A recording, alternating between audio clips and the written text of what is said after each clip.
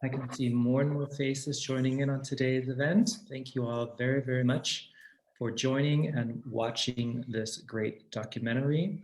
We will give some attendees some more time to log in, about 2 more minutes, and then we will get this great event with 2 fabulous guests started.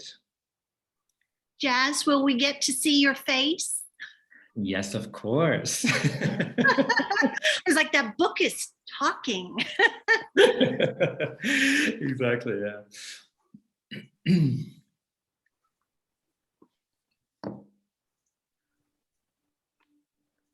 I'm just finishing up with some last makeup touches.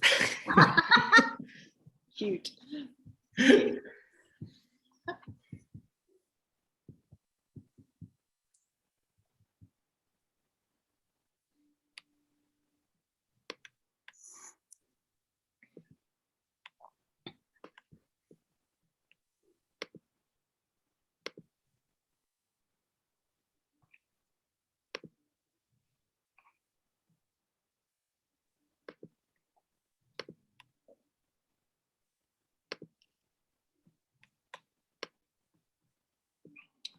Okay.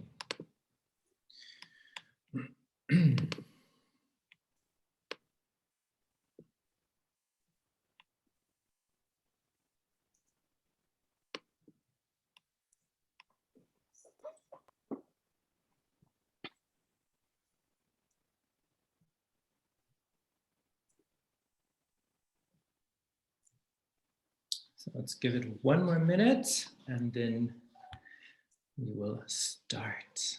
Thank you very much for being so patient. There you are. There we are. Hello, everybody. On behalf of Democrats Abroad Global Black Caucus, I'm wishing you all a happy new year. May 2022 be filled with good health, joy, and above all, with endless love. Hello and welcome everyone to today's live Q&A Zoom session, The Reunited States with film director Ben Rekhi and activist Susan Bro, hosted by the Democrats Abroad Global Black Caucus. I hope you all were able to watch the documentary, and yes, there is a lot we can talk about. But if you haven't had a chance to watch it yet, no worries at all. The movie still is available to watch until tomorrow, and you will find the link and again the passcode in the chat box. Just yesterday, 1 year ago, Donald Trump and his Republican insurrectionists tried to overthrow American democracy and steal the election from our duly elected president, Joe Biden. Capitol riot, the apex of the Great Divide. Can we heal from this? Can we bridge the divide to heal our nation? What do we need to do to uphold and defend our democracy? Well, these and many more questions will be viewed in today's session. But before we kick off today's event, allow me to lay down some information and a few basic Zoom rule etiquette rules. We are recording this session, and if you do not agree with being filmed, please turn your camera off. Please keep your microphones muted when you're not speaking. And during the Q&A session, please type ** hands up into the chat box so that we can cue people speaking. We ask you to please not interrupt people mid-sentence while they are speaking. Democrats Abroad is a volunteer-driven organization, so please help us register Americans all over the world for the 2022 midterm elections. The easiest way to make a contribution is to visit democratsabroad.org/BC-donations. We simply cannot win without you. And last but not least, I really do encourage you to share the knowledge of this session with your family, friends, co-workers, or even a stranger on the park bench. This is something I personally always do, and the wonders out of an open conversation that evolve out of it is just great. My name is Lida Moore, also known as Jasmine Dye Moore, your Democrats Abroad Global Black Caucus Chair and DPCA voting rep for Democrats Abroad Switzerland, and today's host. At a time when America is ripping apart at the seams, The Reunited States is a powerful and urgent documentary that follows unsung heroes on the difficult journey of bridging our political and racial divides. Susan Bro, who lost her daughter when her car drove through a group of counter-protesters in Charlottesville, and David and Erin Leviton, a Republican couple who traveled to all 50 states in an RV to find out what divides us, are just a few of the characters profiled in the film. Each of these bridge builders have realized that while our divides run deeper than they ever could have imagined, so does the love and hope to bring our country back together. Based on the book of the same name, the film urges us to consider that everyone has a role to play in reuniting the country. Joining us on today's call is Ben Rekhi. Hello, Ben, and thank you very much for joining us today. Thanks so much, Jazz. I'm excited to be here. Even though I identify as an independent now, I was a member of the Democrats abroad when I was living in India during the Obama election. And so I know the organization very well, and it's exciting to think that we have members from all over the world that have really fascinating life stories tuning in. So excited for this discussion. Thank you very much. Ben Rekhi is an award-winning narrative and documentary filmmaker. After working with the Coen brothers on Oh Brother, Where Art Thou?, Rekhi was hired by George Clooney to shoot the behind the scenes for Confessions of a Dangerous Mind. Rekhi's debut feature film was SXSW Audience Award winner Waterborne, about a fictional biological attack on LA's water supply, which was released by the Sundance Channel. His follow-up, The Ashram, starred Academy Award winner Melissa Leo and Cal Penn. Ben then shifted gears and co-directed a documentary series for PBS called The Hidden Vote, which profiled minorities who support Trump. His third film, Watchlist, set against the drug wars in the Philippines, was co-financed by Bronx Studios, executive produced by XYZ Films. In the Reunited States, his documentary debut is executive produced by Van Jones and Megan McCain and was released in February 2021. Also joining us on today's call is Susan DeBro. Hello, Susan, and thank you very much for joining us today as well. Thank you, and it's an honor to be here. Well, the honor is completely on our side, having two great people that also have the same vision that we do. So thank you very much. Susan Bro honors the legacy of her daughter and civil rights activist Heather Heyer by empowering others to make a difference in the world by fighting for equal rights for all. Susan is the mother of Heather Heyer and the co-founder of the Heather Heyer Foundation. Susan launched the foundation to carry on the legacy of her daughter.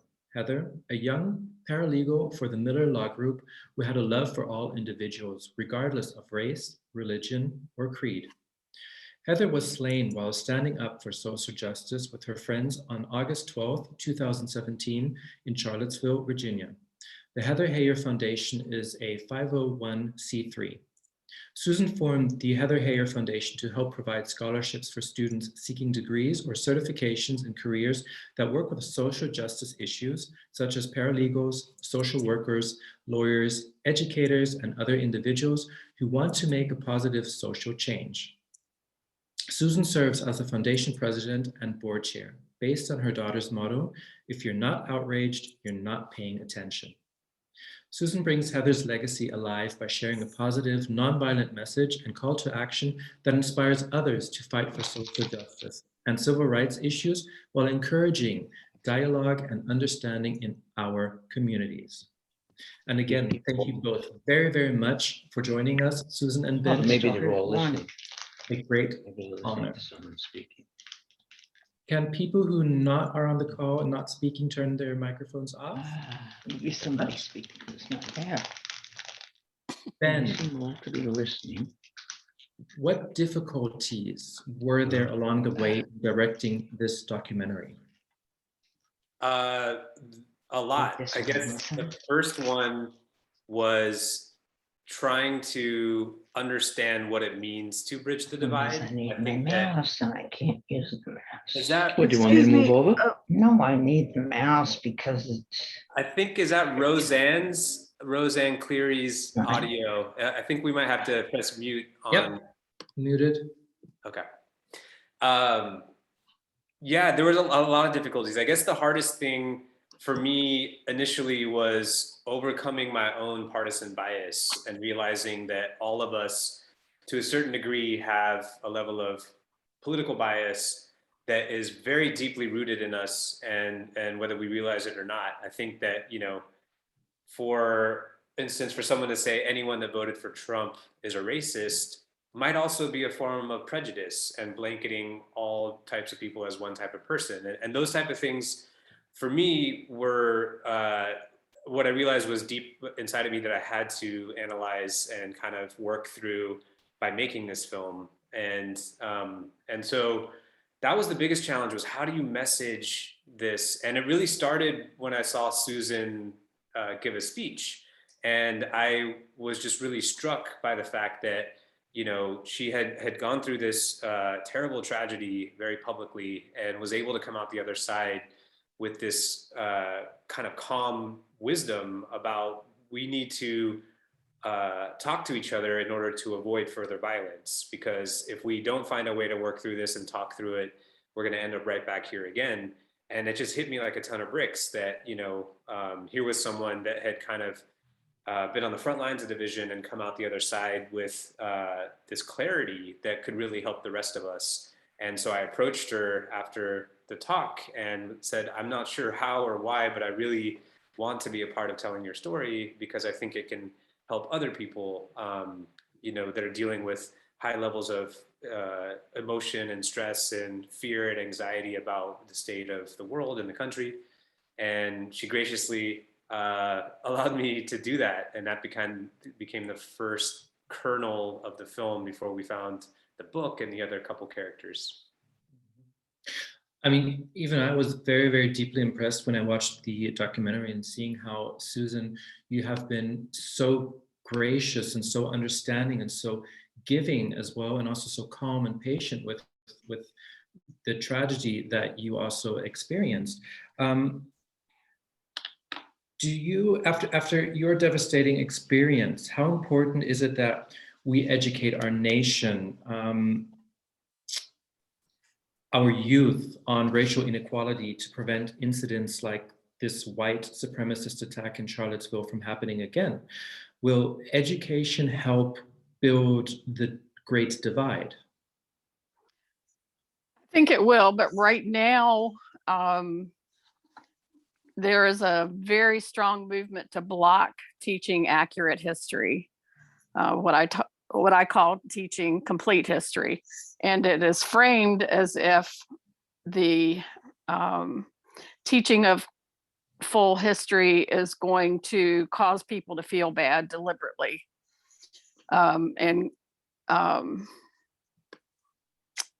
So we're having to work around that somewhat judiciously in every state. It's become a full-on frontal attack with school boards dealing with Proud Boys, dealing with very strong efforts to block any access to full history across the country.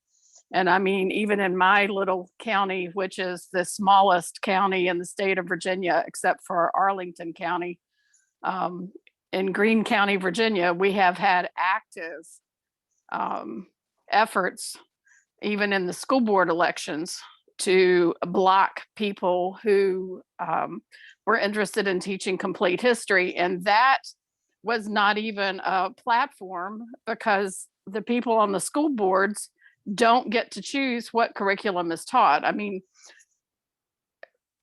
there are so many different angles coming in here that are going to make it awkward to do this. So we're going to have to think of multiple approaches and not just put all of our eggs in one basket, as we like to say. Mm-hmm. Absolutely true. And I would like to also circle back to Ben regarding your difficulties that you had directing this documentary. How were the audience reactions throughout all divided people? Was there huge support? Were there many people that just did not get the message of your movie? How was that for you? It was all across the board.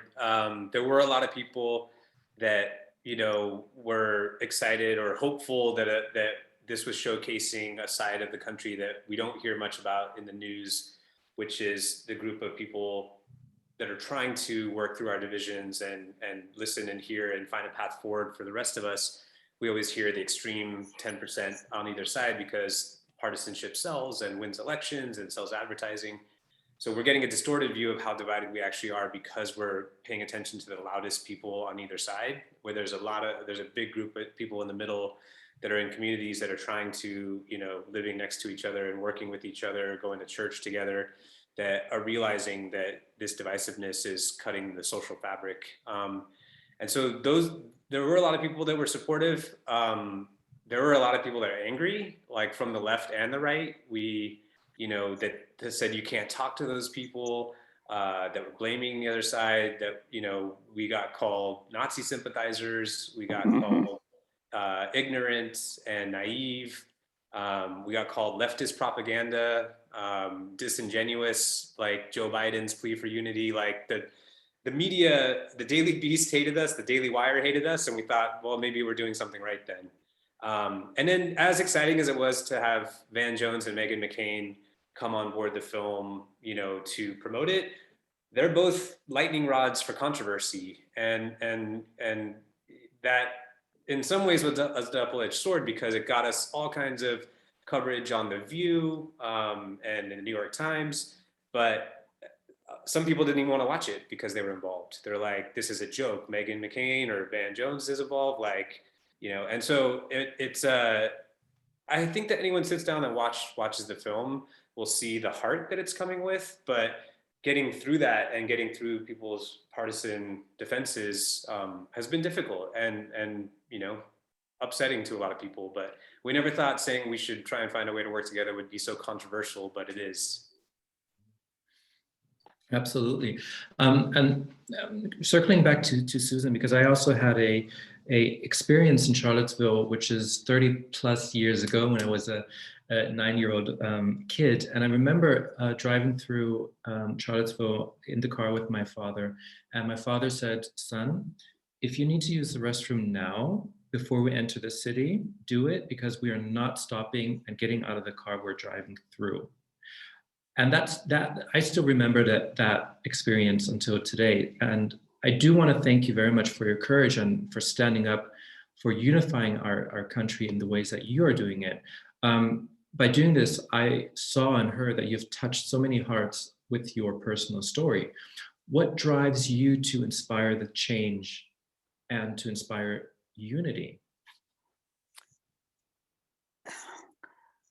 We have lived, as white Americans, we have lived behind this facade so long of saying everything's okay, we are doing well, we are getting along, don't rock the boat, don't stir up trouble, don't look for trouble.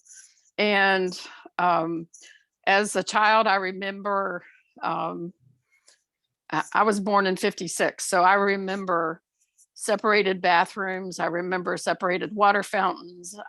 I'm sure your dad was right on target with what he said to you at 9 years old, even though you're considerably younger than me.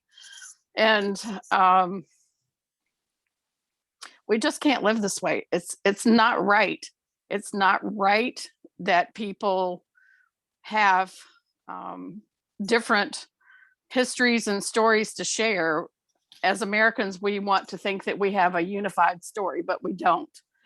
And so when this platform was handed to me by the death of my daughter, I thought, I, as a white woman, have a responsibility to use this platform responsibly and speak up and speak out, and not speak for other people, but tell other people, pay attention to what's already being said.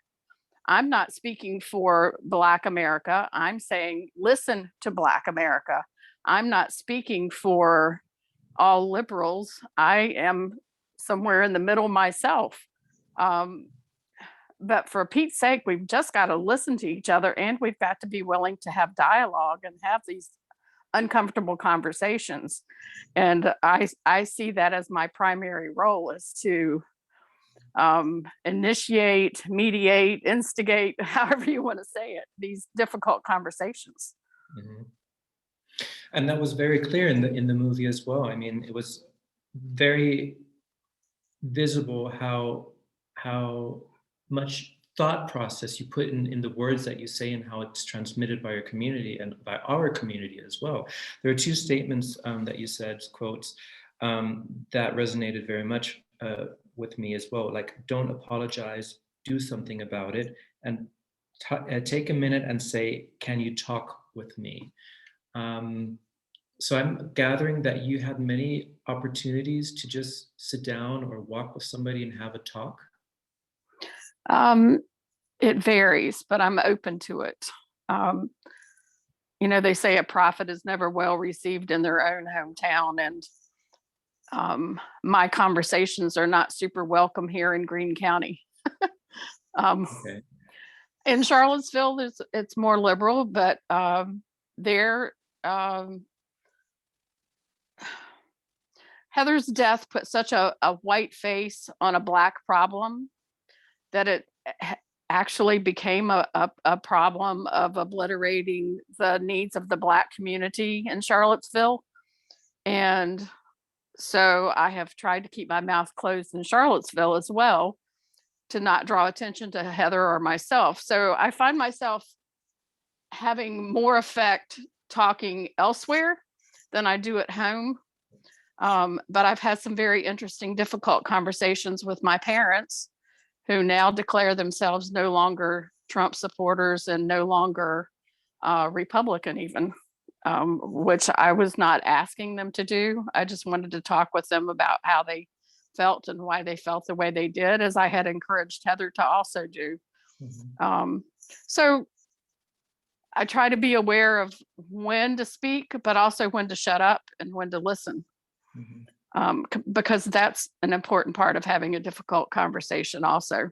Yeah, absolutely. So my next question is for Susan and for Ben. Do both of you think that there is a reconciliation possible?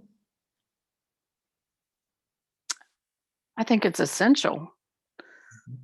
I think we have to not give up on that notion. If we give up on the notion, we're done from the beginning. We have to believe that we're going to make a difference. We have to believe that we're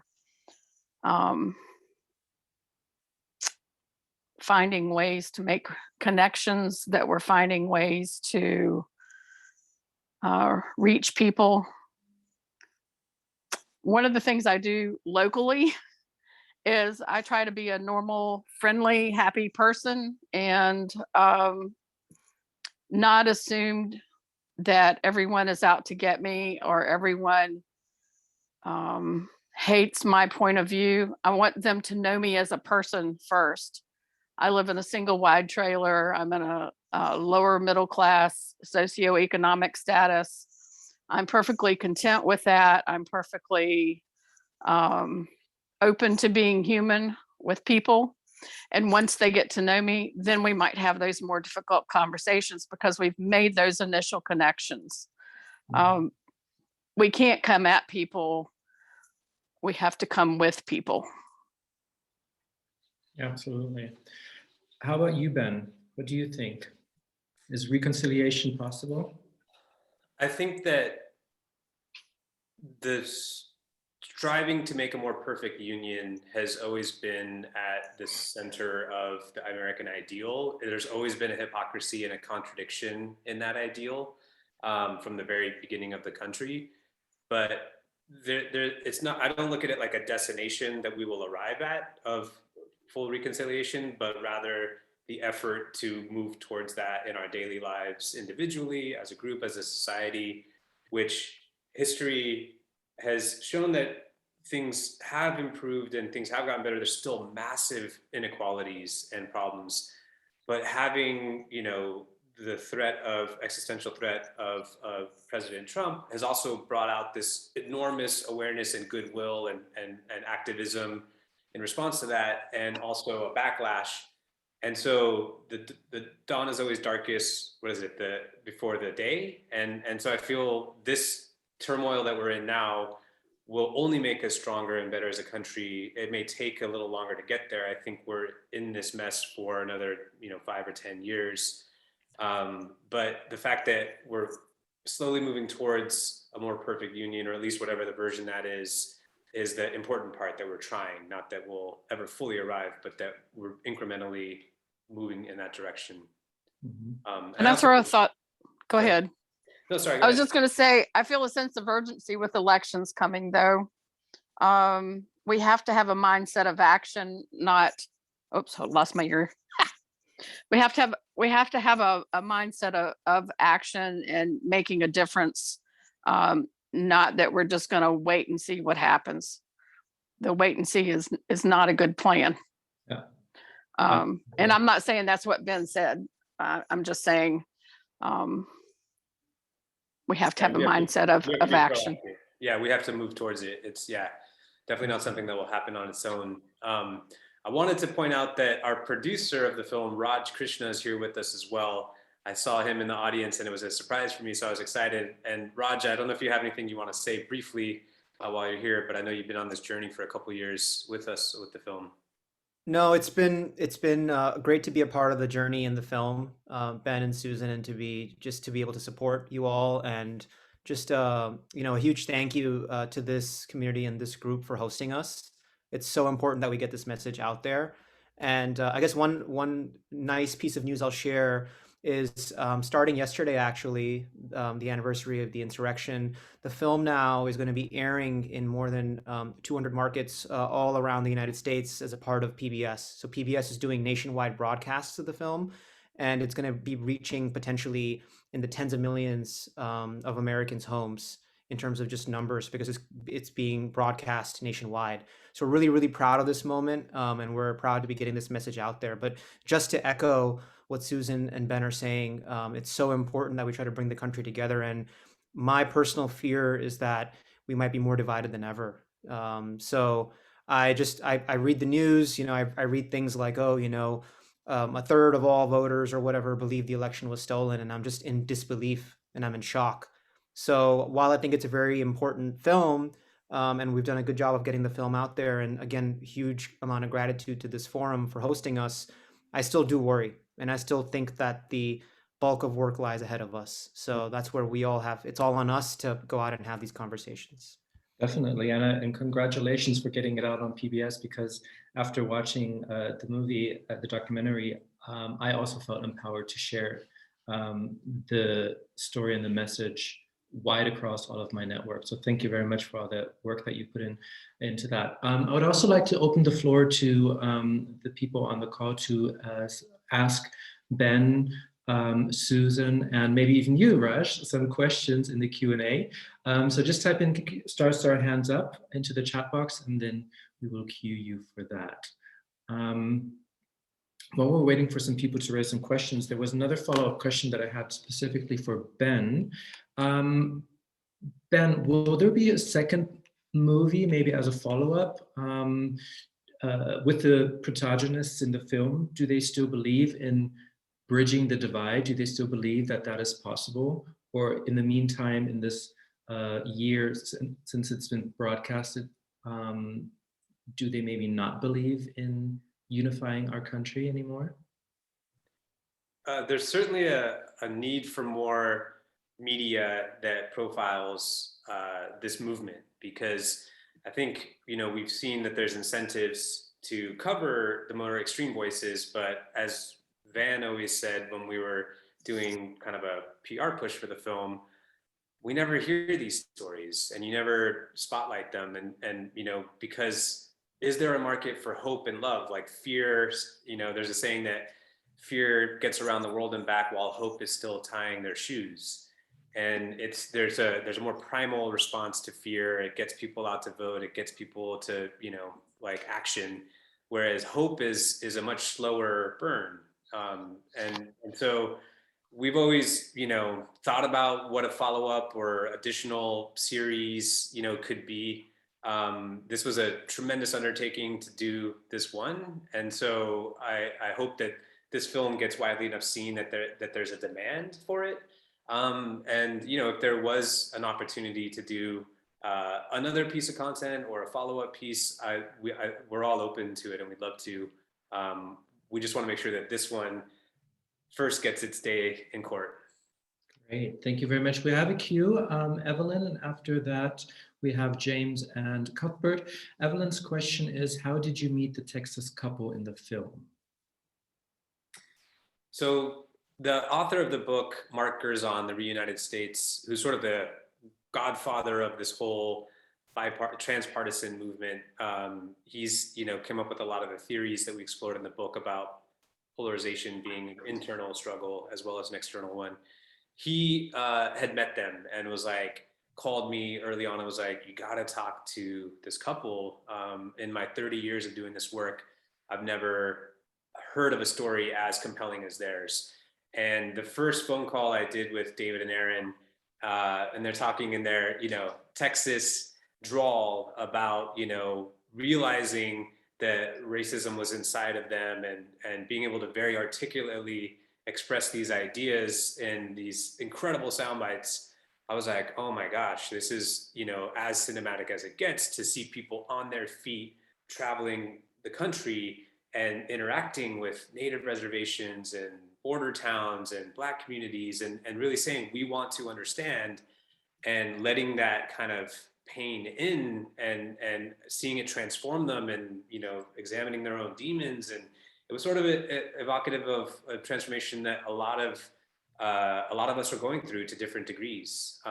And so they were a little skeptical at first. They were like, what are your politics? What are you trying to, say about us and stuff? And I eventually just kind of kept at them and just spoke very truthfully from the heart about what I wanted to do. And they eventually came on board, and I'm proud of them because it's very, like, some would say embarrassing, like, moments that they, were fine to share with other people because they understood that it could help in healing and understanding. And so I found them quite brave to allow us into their world. Absolutely, thank you very much. The next person in the queue is James. James, would you like to ask a question yourself? Sure. Are there any plans to show the film worldwide? Because over here, in, for example, APAC region, we're very limited on PBX access, channel from overseas, the United States, for example. And I think a lot of people in the APAC region would love to see the film. Yeah, the film is available on iTunes in several territories. I'll actually look and see where it's available in Asia. And, in this day and age of online piracy, I'm sure it's available in places we don't even anticipate or realize. But I think, hopefully the themes of the film are more global than just the US, because division, it's even a quote in the film, it's not just an American problem, it's a human problem. And we've even thought, there could be Reunited States, Israel, Reunited States, Turkey, and so on. And so it's our hope that it'll find its way into the world. We don't have a lot of resources to do that, but please spread the word. Great, thank you very much. Next up in the queue is Cuthbert. Yes, my question is, when you have people that are very angry at each other, don't trust each other, don't talk to each other, don't believe what anything that the other person says, maybe for good reasons, how do you get them to talk to each other? And how do you structure the discussion so that they don't start yelling and throwing stuff at each other and screaming and stuff? How do you have a conversation between such opposed groups of people or opposed individuals that can actually be productive and maintain some sort of sense of mutual respect, even though it's a Ku Klux Klan member talking to a Black Panther or something? How do you keep the structure there? How do you have the discussion so that they're still talking to each other in a way that they can listen to each other? I'd like to take this one on. You have to have personal connections. You have to have points of contact. You cannot come at somebody where it looks as if you have no points of connection at all. So part of that is going to have to be that you're out there meeting people. You may or may not be able to reach that particular extreme individual for a full-on conversation. You may be only able to plant seeds, but you've got to make these connections. So we can't always just focus on people that we're comfortable with. We have to put ourselves out there. Now, saying that, I personally am not going to walk into a neo-Nazi meeting and try to talk to people. First off, it's physically dangerous for me to put myself in that position. They've made that quite clear in recent court documents. So you have to use a little bit of common sense before you even open up the conversation. Pick and choose who's ready and willing to listen.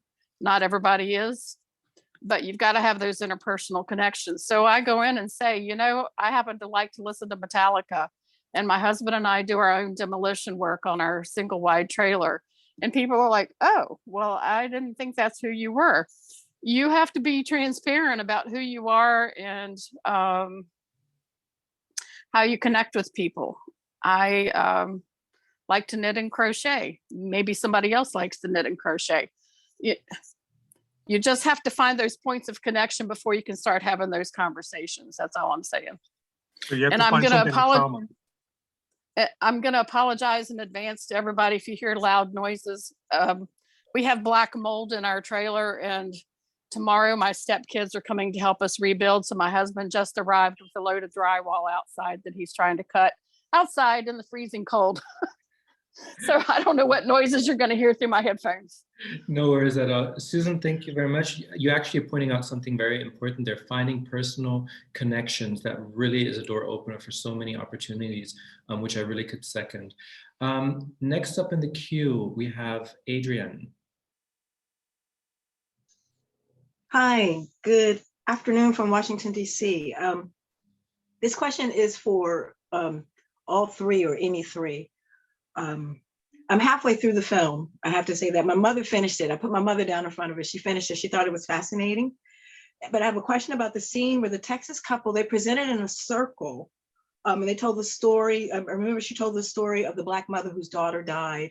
Whose baby died because she didn't get the care that she needed after her water broke. And you could see some of the women were visibly moved. It's a moving story. In that same scene, there was one older man who wanted to know that couple's views on God. And then there was one man who said, okay, I'm going to push back. And he said that he can agree that some people think that there are problems, but maybe we can't agree on what they are. And the Texas couple there, they seemed a little deflated. They didn't have a response for that. Do they have a response for that in the film? And what would a possible response be? Because we do want to have these conversations with people. So instead of saying, oh my God, isn't it obvious? Can't you see? What would be a suggested response? Thank you.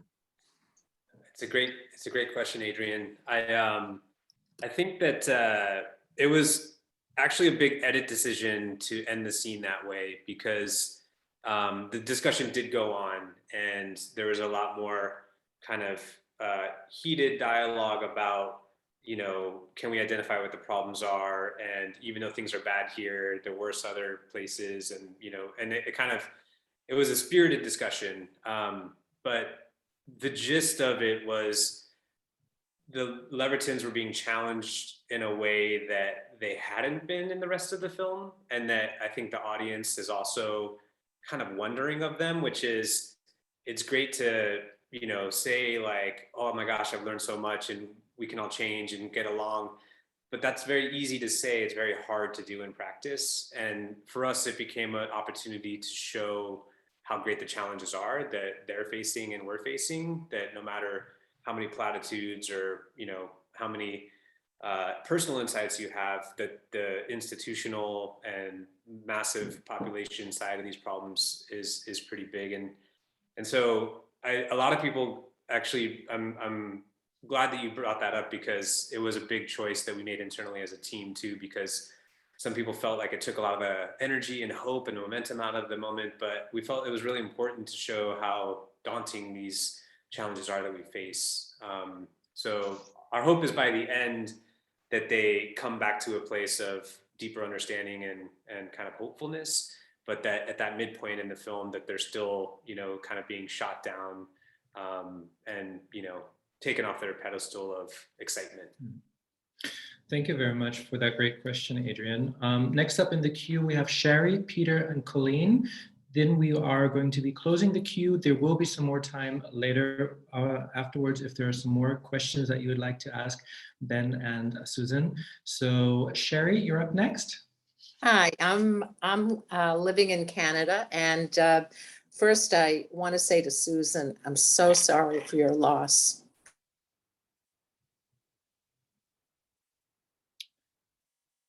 I think she froze.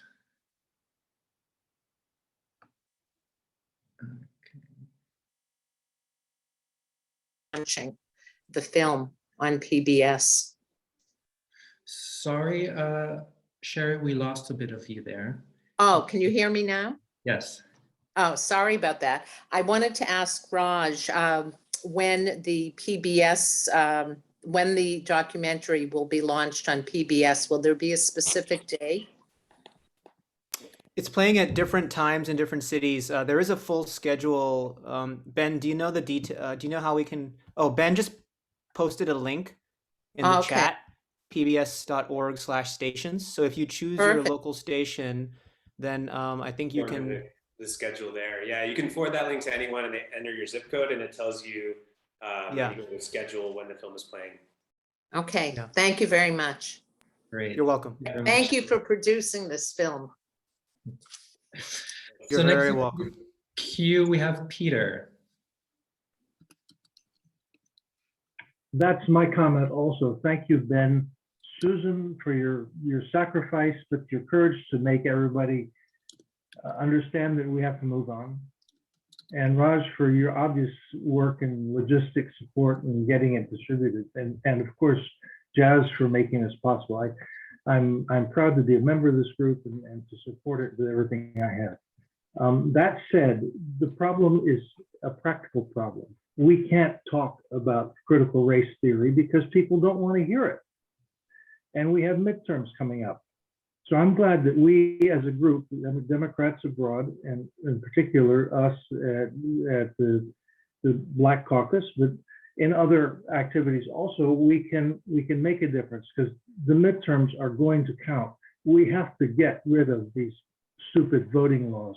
We have to understand that that's just wrong. It's wrong. I mean, we've lived, and I don't want to get excited about this, but it's easy to do. We've lived in a hypocritical situation for our 200 and some years of existence. And we need to clear the air.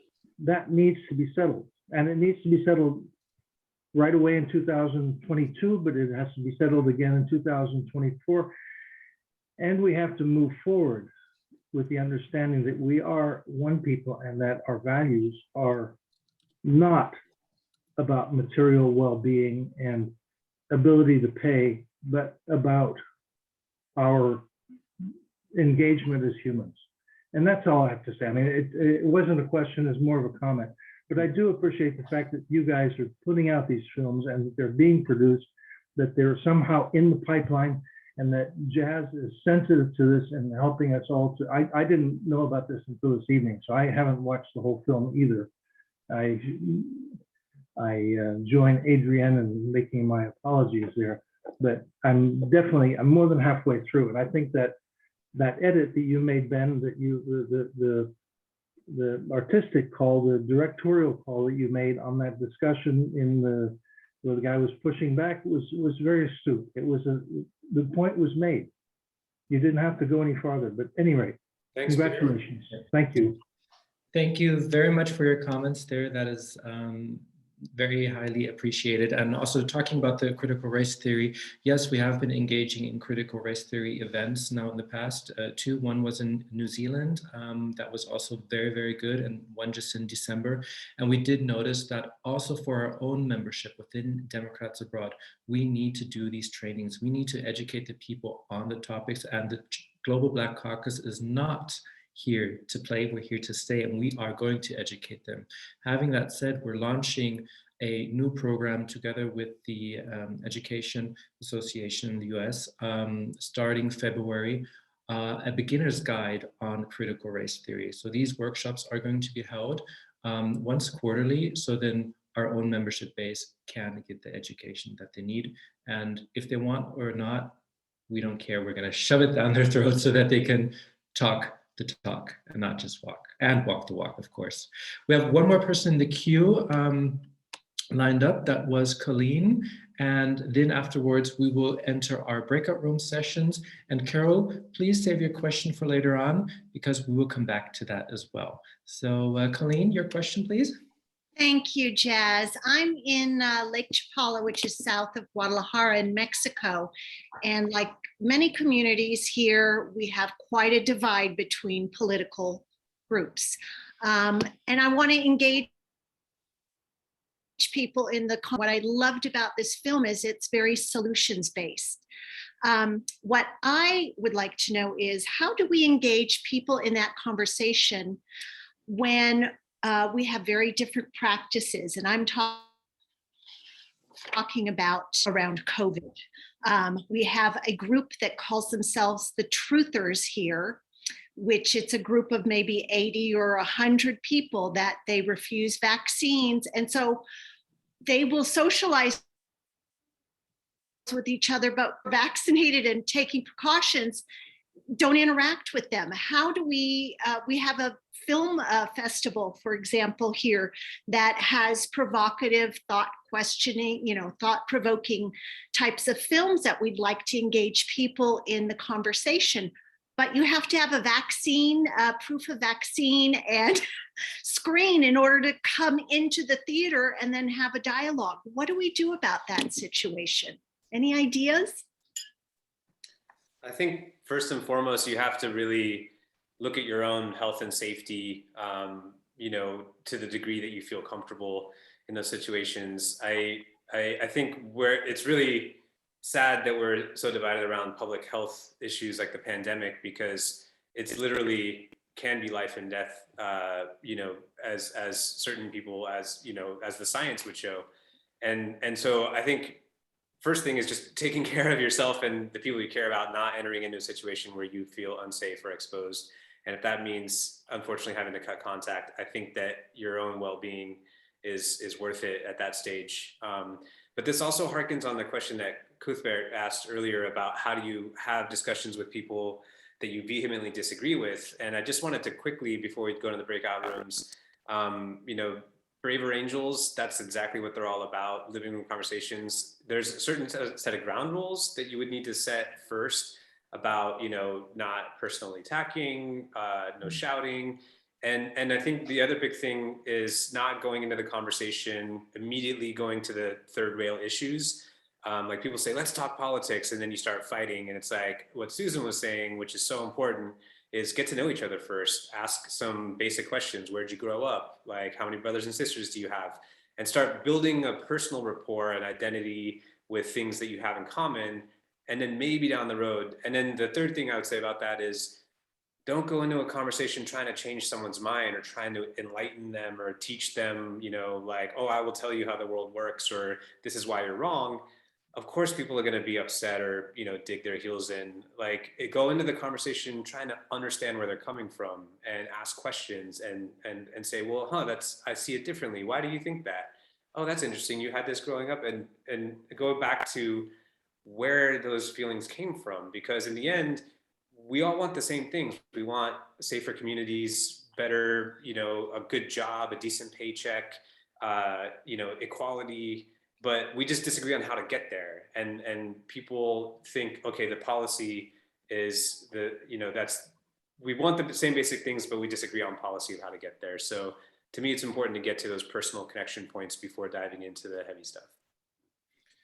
Great. Thank you very, very much for all those great questions in the Q&A part. We will have a little bit more time later on to add some more questions. So if you have any, please note them down so that we can add them in.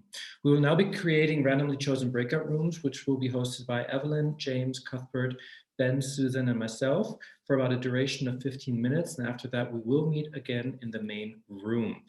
In this breakout room, we will be asking questions like, where are you from and where do you vote? Have you known about the content of the documentary and what was your personal takeaway?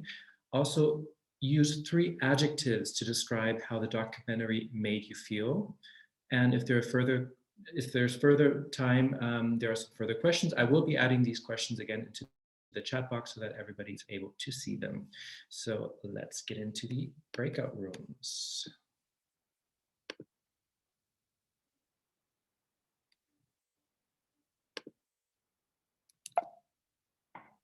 How do we choose? You should be assigned Yeah. now. Jazz, will you be warning us before the time is up? Yes. All right, thank you.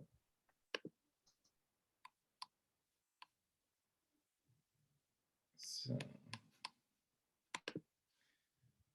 okay, who's working at?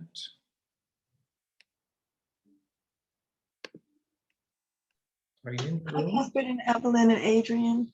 I'm using this time to shout out. Okay, thank you for joining. It's so good to see you all. And Martha, I know Martha's there. Hey, Adrian. Hey, I'm trying to see who else I know. Raj, do you live in DC? You were jogging in DC at the around Jefferson Memorial? Raj, was that you in the film jogging at the Jefferson Memorial?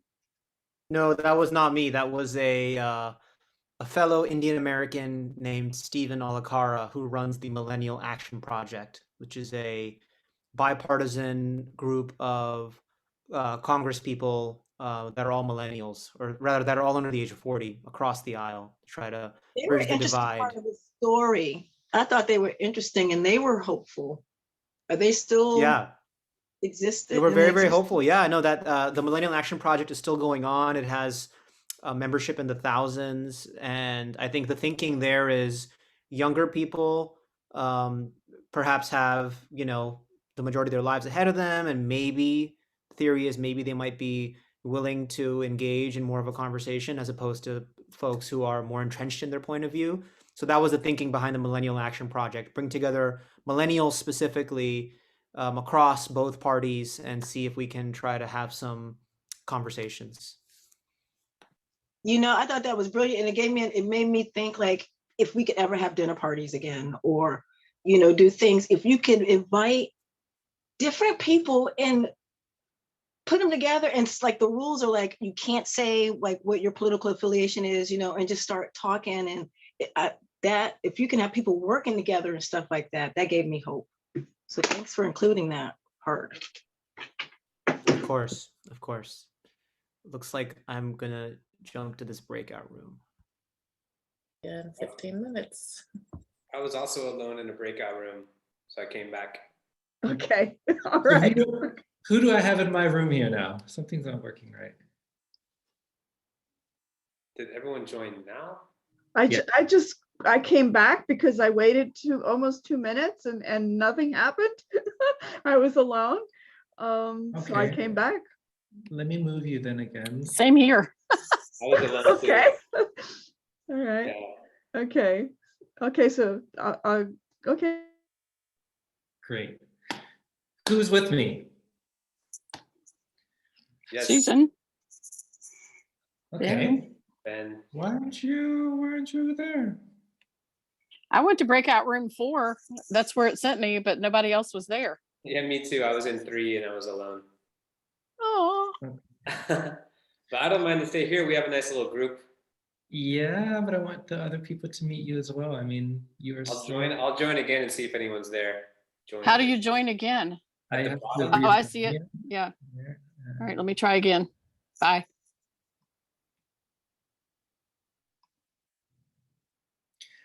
So I think Dee Dee Williams is with me and Jennifer Hill. Is that correct?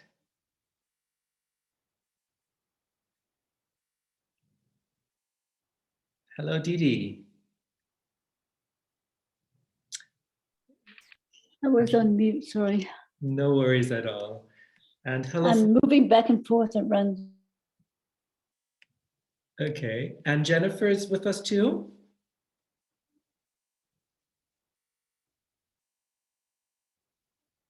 Oh, she got cut out.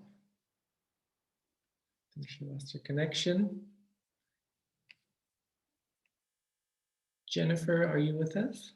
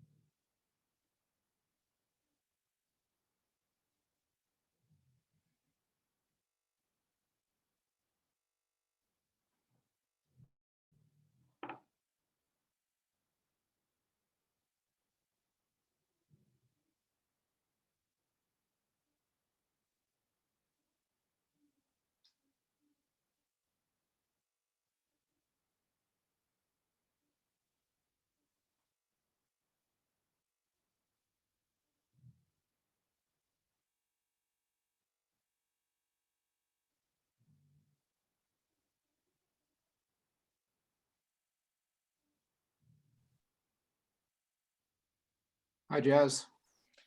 Hi there. How are you? How you doing? Okay, okay. Great, you made it, huh? I was just checking my messages real quick. Well, you can keep doing that if you need to. If you've No, got no, some. I just saw your emails. Just quickly reading my thingy here. Yep, I made it in. So is that how's it going? It's going pretty well. It actually really good. We're actually like nearly 15 minutes late because there were so many good questions in the Q&A, and I didn't want to stop the flow of the conversation. And they have their last minute and a half now in the room, and then are going to rejoin us. And then we'll hear of what they spoke about in the room. And then I would like to introduce you. Okay. I don't know if you had a quick peek at the run of the show. Yeah, I did look at that. Yeah. So I got that schedule. So is that, am I still on schedule? Because I've got something lined up right after this. I've just quickly 2:20. Yeah, pretty much. Maximum 5 minutes later, but pretty much. Yeah. Okay, good. I'll warn my other meeting that I might be a little late. So, about 45 seconds, and then I'm closing those rooms. Let me make a note, send a note to my.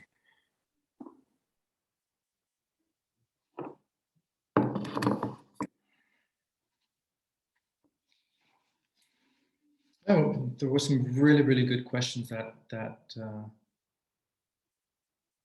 arose. All right.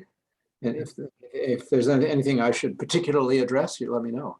No, just it was a general overview. I think it was quite good there. So, okay, 5 seconds. Let's switch over again. Mute myself.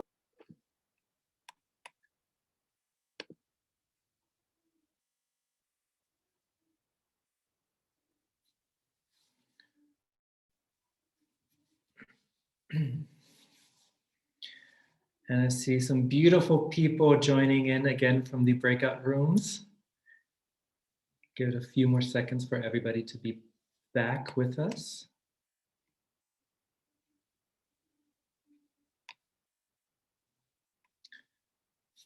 Okay, I think we more or less got everybody back in our room here. So welcome back, and I hope you all had an interesting discussion within your own breakout rooms. So why don't we hear what information, knowledge, experiences have been shared, and let's start with Cuthbert. Hey, excuse me, we're Yes? only 7 now.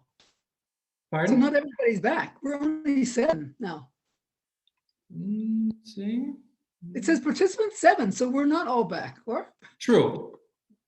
Now it's jumping. Thank you for that. Thank you very much. Yeah, now it seems like we're back on track. So I'll just rephrase that again. So welcome back, and I hope you all had an interesting discussion within your breakout rooms. Why don't we all hear what information, knowledge, experiences have been shared? And let's start with Cuthbert. Let's see if Cuthbert is back. Yeah, okay. Yeah, we had some discussion here. Yeah, unfortunately, Adrian had to drop out. I guess she had to leave right at 8 o'clock. And so I didn't realize that, so we didn't get to her. But I'll just say briefly that, yeah, people seem to feel that it was a good film, and some felt it was a feel-good film, and they were a little bit frustrated because they want to solve problems, and that the issue is politics, and they need to be tough about federal law and state law and things, and electoral college, and that it's not about race, it's about law and changing laws. Those were some reactions. And then also that we need to learn to listen to people. And one example given was the Braver Angels workshops. And so that we need to learn to listen, and it's kind of a personal journey, I guess, you know, that you have to depolarize from within, and you have to stretch your comfort zone in order to be able to make changes. And then the problems with the media, you know, the right-wing media tends to give a lot of disinformation, and we need some kind of form of education and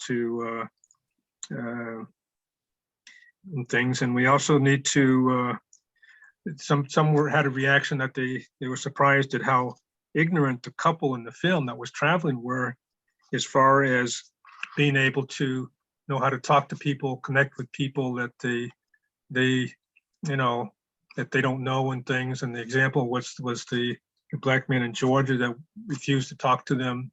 So they weren't really prepared on how to approach people that could be difficult to talk to, that they were a bit naive in their things. And another reaction was that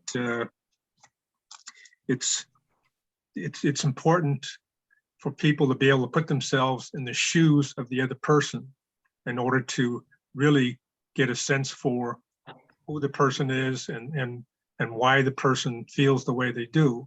And there's a lot of emotion involved in this. And then to put yourself in the other person's shoes, I think, is essential to being able to understand the other person's and to feel some sort of sympathy and empathy for the person. And you can't really do that unless you're able to put yourself in the other person's shoes.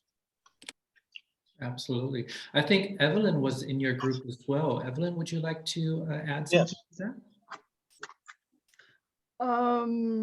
I added that I think the film sort of confirms my feeling that we also have to learn these skills of listening, of empathy.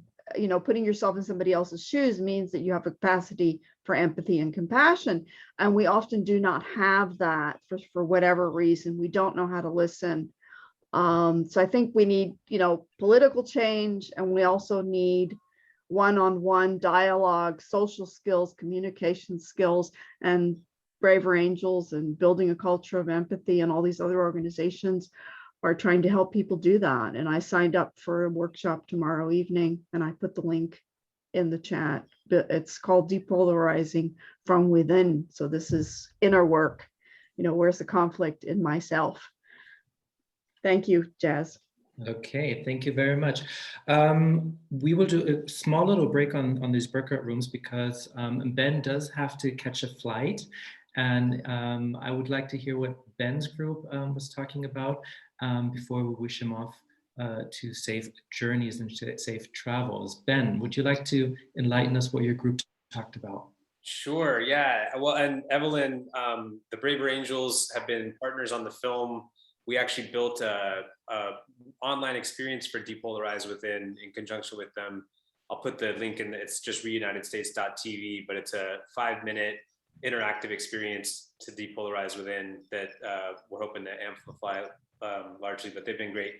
Our group, we talked about conspiracy theory mostly. It was really interesting to hear, you know, different friendships and family members that are posting voraciously different memes and ideas that just seem in such a different reality than you know, ones that the other of us live in, and how difficult that can be because there's no common ground of facts, and you know, to say one set of facts is more accurate than the other obviously causes tension.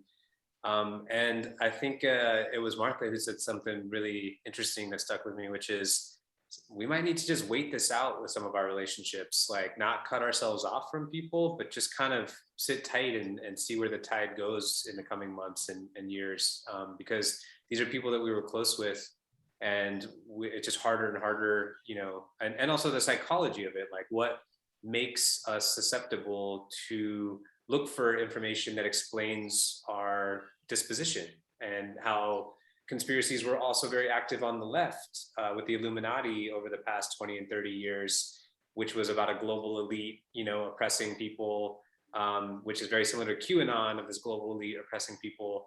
And so what is it in our evolution psychology that makes us look for patterns that might not be there to explain the hardships that we face?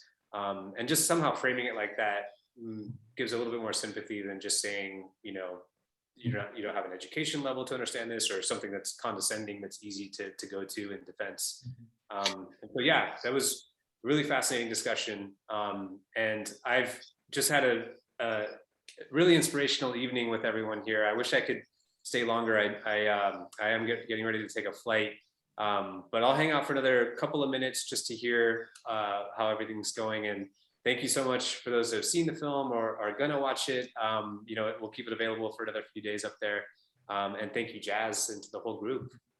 Well, thank you very much, Ben, as well. Would you have a last sentence, words of advice, words of wisdom, which you'd like to share with the group, how to maybe share your message across with their own personal communities? Yeah, I think at the beginning of the year, there's always this idea of resolutions and what we can, intentions that we can set for ourselves.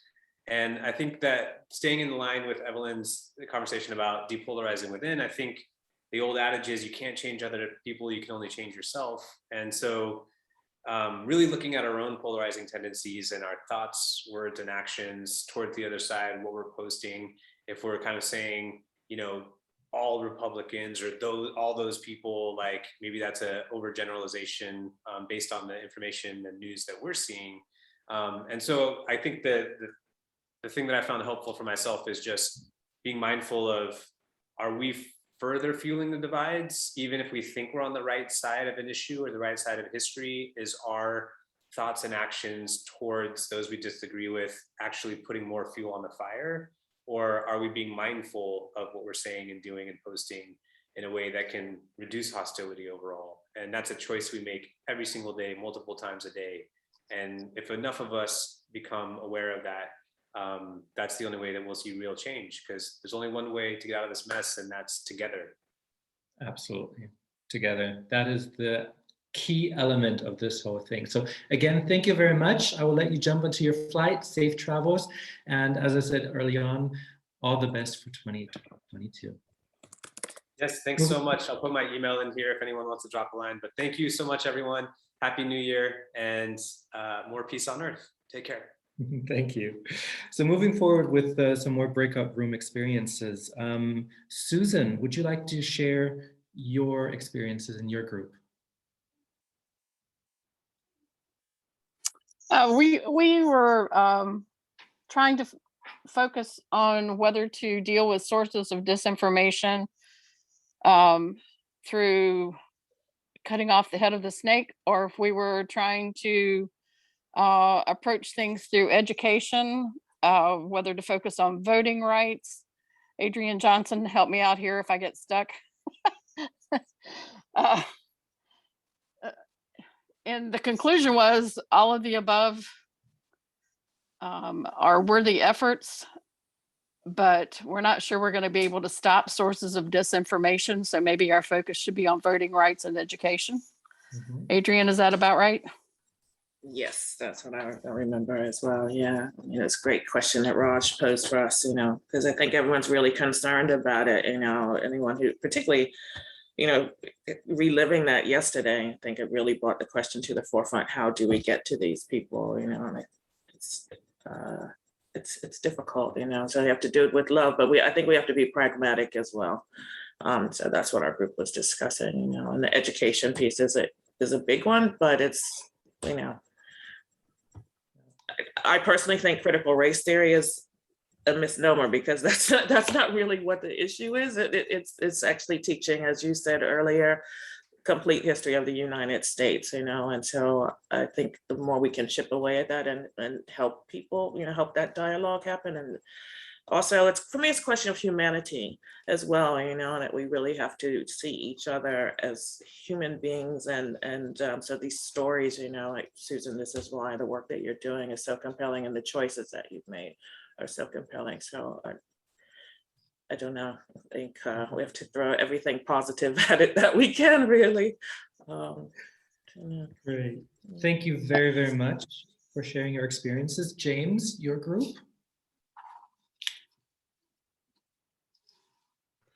Yes, Same similarity across the board, all the groups, I think one of the, some of the drivers was that, frustration, anger. It was very informative, insightful too as well.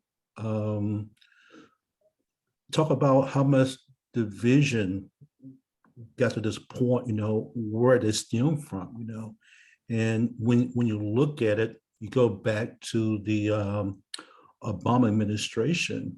It was there all the time, but that's when it first came up, when you had the first Black president, you saw this nastiness coming out, this racism, where people was in self-denial for a long time, their racism doesn't exist. Racism did exist, then it's exacerbated over the past 4 or 5 years with Trump in office. It just got worse and worse, and we do feel that the midterm is very important too, because some of the laws they put in place now, when you look at it, it more go back to the Jim Crow era, okay? Go back to Reconstruction, go back into the 1800s, look at the 14th Amendment, the 15th Amendment, all those things are changing right now. So we have to be self-awareness. We have to listen to other people, listen to their point of view, respect one another too as well. That's how we can bridge the gap, and that's how we can unite as a people of one, instead of having people of two being divisive. Put family against family, brothers and sisters, because when you look at it today, we are in a civil war, believe it or not, by being divided. Absolutely. Thank you very much, James. And before we add some more questions from the chat box, which are in the queue, Carol and Cuthbert, we do have another person who just logged in.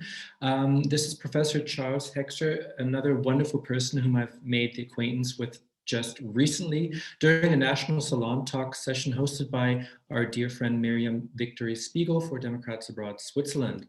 Charles Hexter knows something about trust, or at least he thought he did. At Rutgers University in New Jersey, where he is a professor, Hexter directs the Center for the Study of Collaboration in Work and Society, a center whose purpose is to develop an understanding of affect collaboration, both as theory and as practice. His research focuses on organization change and its consequences for employees and unions, on the possibilities for more collaborative and democratic forms of work, and on the challenge of rebuilding trust in social institutions. And during our meeting together at the National Salon, you've explained very dearly to us what Braver Angels does, because you are a part of Braver Angels. Would you like to tell us more about Braver Angels? Sure. Yeah, that's the relevant part for this session, I think, is my work with Braver Angels. So I gather there's been some discussion of Braver Angels already here, so I won't go back too much over that. You know that it's an organization around bridging divides. It started right after the 2016 election. It's grown pretty well. We now have 12,000 real dues paying members, and 75, the important thing is 75 chapters around the country that are active, doing stuff. And there's no other organization in the bridging space that has that sort of field base. We can do stuff at local levels, at state levels, and sort of build a movement from the ground up. As some people have mentioned, we have a whole set of offerings that these chapters do. We have a national operation as well, but the chapters run these red-blue dialogues, which help build understanding, break down stereotypes, recognize our common humanity, that sort of thing. We have debates in which the two sides actually separate and express their own views on controversial issues, but in a very structured way that helps build understanding rather than devolving into acrimony. And then the one that I've been working on most, which I just want to say something about, which is town halls, what we calling common ground town halls, a model for interaction around controversial issues, first among citizens and then between citizens and their political representatives, with the kind of ambition, dream of transforming democracy. It seems like the democratic processes and institutions are not at this point effectively representing the views of many citizens. So these town halls, we've run 8 of them now around the country, but we're just getting going, are first bring citizens together in small groups, mixed small groups, where they seek common ground on the controversial issue. You know, we've done things like police reform and electoral reform and homelessness and a number of other issues of that kind. They seek common ground, and then on that basis, they then for another hour interact and discuss with public officials. And we've done this so far mostly at the state level with state legislators, senators, and representatives and secretaries of state. We've done one at the local level, which we think could be really quite powerful as well in town councils and even school boards. And we're discussing doing it. We're in negotiations at the national level. I'm actually less optimistic about it actually having any impact at the National Congress, because things are kind of locked in there.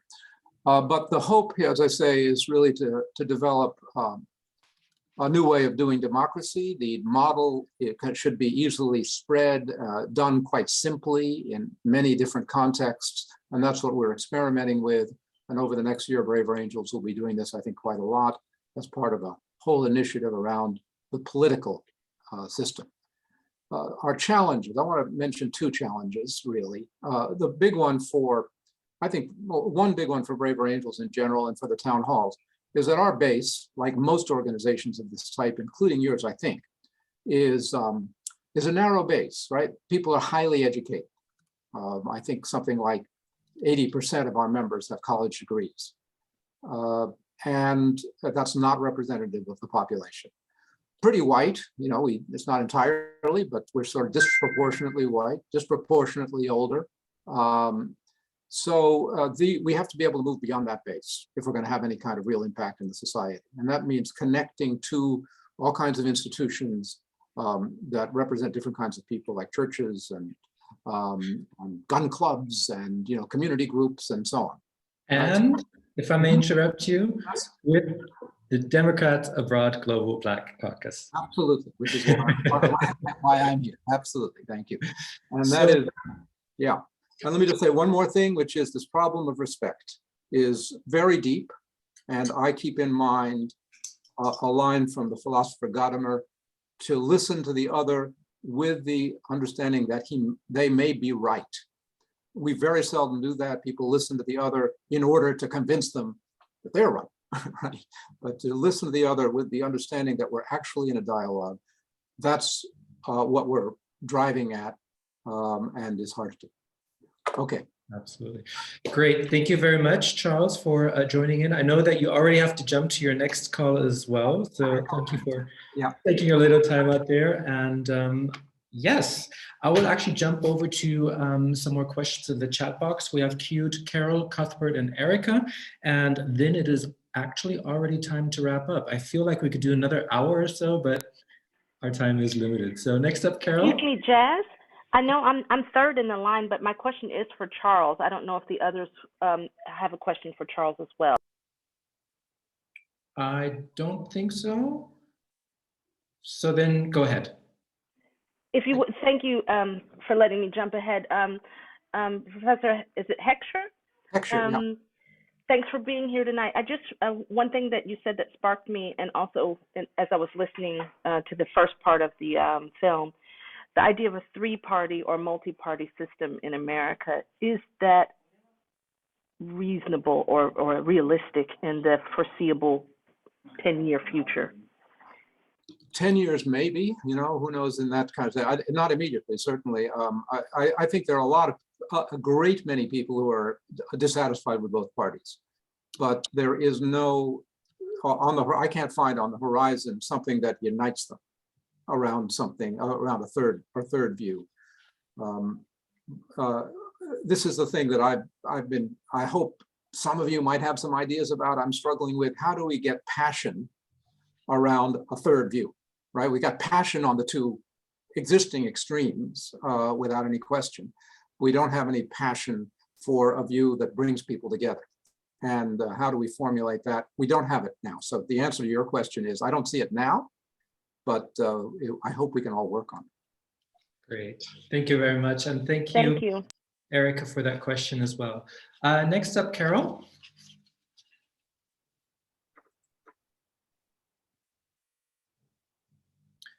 Carol, your microphone is muted, maybe? Can you hear me now? Perfect. Okay, sorry. My question was for Susan. I was struck in the movie toward the end, you said what was really important is to change structures. And I was wondering what you had in mind, and especially this evening you talked about having a plan for action. So I was wondering if you could connect perhaps those two things. You seem to think also that that education is an important area. So maybe you could talk about it in relation to education. Okay. So, yeah. Yeah. So I could talk a whole hour on any of those. So let me try to streamline down to the next few minutes. We discussed in my smaller group the fact that well, and I think I talked in the bigger group that education right now is a hot topic in our country. So I'm not sure we're going to be able to make immediate strides. In fact, that's going to be a further point of divide as we try to move forward with teaching complete history. There's so much resistance. I'm a great fan of trying to hit things sideways if straight ahead's not working. I think that as we talk more about complete history, as we talk more about impacts of history that most of us have not even been taught, that will come around. And the systems I'm talking about range from policing to education to taxation to housing. I mean, knowing history is going to be an important part of that. So that's a really broad approach. But honing in our focus on the next election, I think what Charles was saying about there's not passion for a third party, that's because in my mind, the third party is never allowed to have any vote, any say-so, any strength. And some of that has to do with election laws that prohibit financing for any party other than the main two parties. The financing is so limited. If we can get some of those laws changed, maybe go to a ranked voting system. I'm not sure that we're going to be able to do all of that in the time period we have for the next 2 years. But some of those focuses are going to be what I see as making a difference in how we approach elections, how we approach systems of injustice in our country. Great. Thank you very much for the question. And thank you, Susan. We have one more person in the queue, that's Cuthbert, and then we are sadly wrapping up today's session. Cuthbert, go ahead. Okay, I just want to say that there have been situations where these things of contacting people with opposite points of view and very hostile attitudes towards each other in the past. For example, John Brown was in contact with Frederick Douglass and I think Sojourner Truth there in Massachusetts. And this is what stimulated him to attack the Confederate military, and which a couple of years after that set off the Civil War.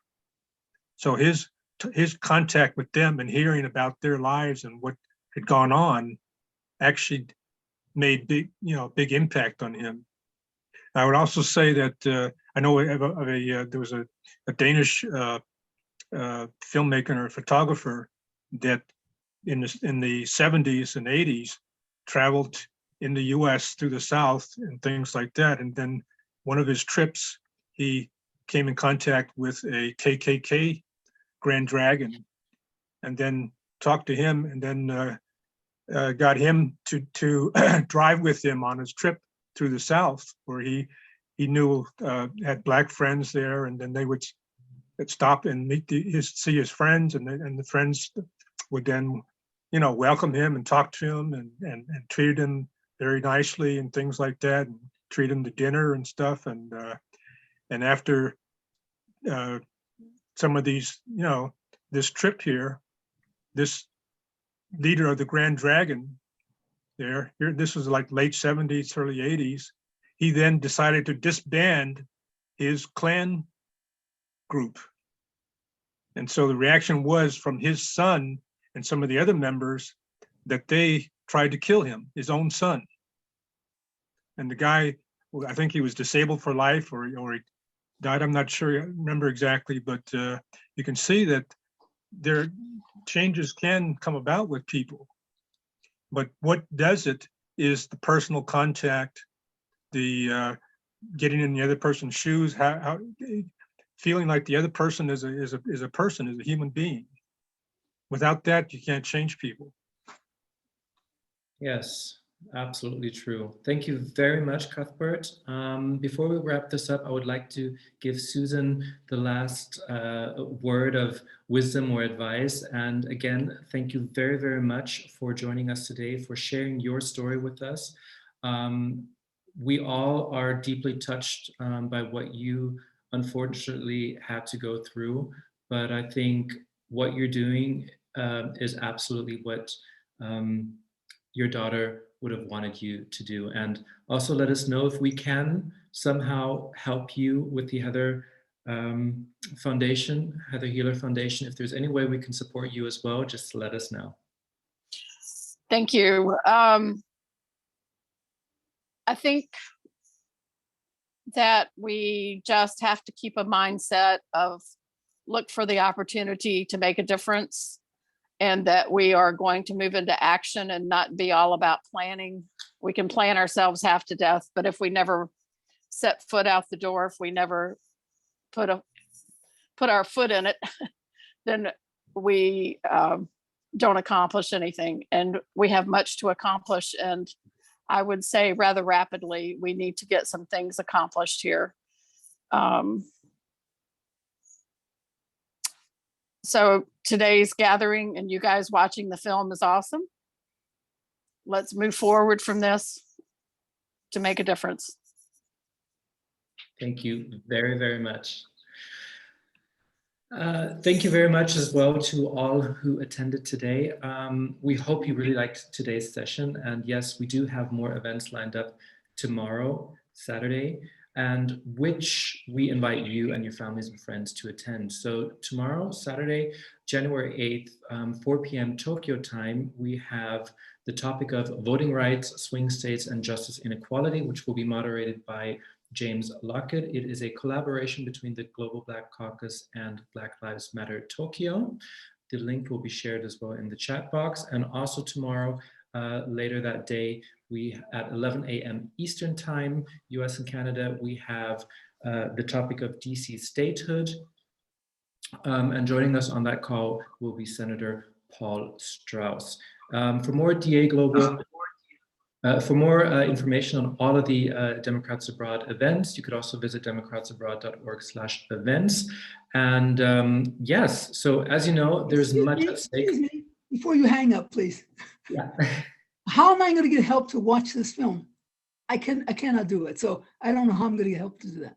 Okay, James, can you please send her the link and the passcode as well, or add it? I have the link. I have the passcode. I went all the way through, but it did not. I did not get in. That's what I'm saying. I followed all the things. I had the link, and I went and I gave the passcode, but it still did not show up. That's my problem. Okay. After this, can you stay on the line after this? We're in a session. I'll walk you through the process. Okay. Okay. Thank you. Thank you. Thank you. Thank you very much. As you know, there's much at stake this year. 34 US Senate seats, all 435 US representative seats, 46 state legislators, and 36 state governorships are up for grabs in November 2022. Offices Offices where the decisions that impact your life, your family's day-to-day lives are made. Offices where decisions on climate justice, reproductive rights, affordable education and healthcare, and so much more are made. Regardless of where you vote in the US, be it in Texas, Maine, Arizona, I really urge you to go to votefromabroad.org today and register to vote. Voting from abroad is a federally guaranteed right for US citizens, including dual citizens, and it's our duty to show up and to get good people in office. Again, that is www.votefromabroad.org. In closing, I'd like to give a big shout out to all our great volunteers, both on camera and behind the scenes, and let everyone on the call know that all our Democrats Abroad teams would love to have your help as well. Please consider stepping up as a volunteer. We have a critical year in front of us with federal, state, and local elections. We absolutely must win. We really need all hands on deck this year. You have the opportunity to be the future. Our volunteer link is in the chat box. So please, James, add that there as well. Or you could always send me an email at blackcaucus@democratsabroad.org. And please remember that as an all volunteer organization, your donation goes a long, long way. Even a tiny donation means a lot to us. Follow the link in the chat box and give what you can. And in addition to that, give what you can to the Heather Healer Foundation as well. Thanks for joining us. We hope to see you next time as well. And there's nothing more to say than goodbye. Thank you all. And I'm officially closing the call. I will stay online for another 5 to 10 minutes if anybody wants to still continue the conversation, but the recording is now being shut off. Thank you very, very much for joining. And Susan, loads of love goes out to you. Thank y'all. Thank you, everybody.